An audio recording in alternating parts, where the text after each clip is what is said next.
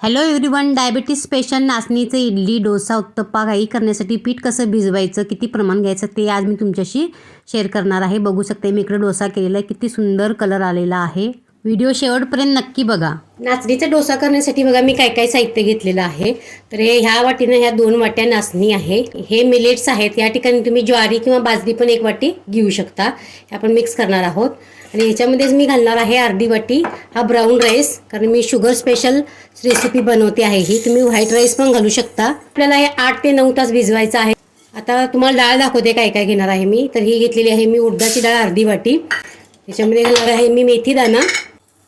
तर मी हे ब्राऊन पोहे घेतलेले आहेत. आता आपल्याला हे दोन्ही स्वच्छ धुवायचं आहे आणि वेगवेगळं भिजत ठेवायचं आहे 8 तास, कमीत कमी 8 तास. ह्याला भिजवून घेऊया 7-8 तास आणि मग ग्राइंड करूया. ह्याच्यापासून तुम्ही डोसा, उत्तप्पा, इडली काही करू शकता.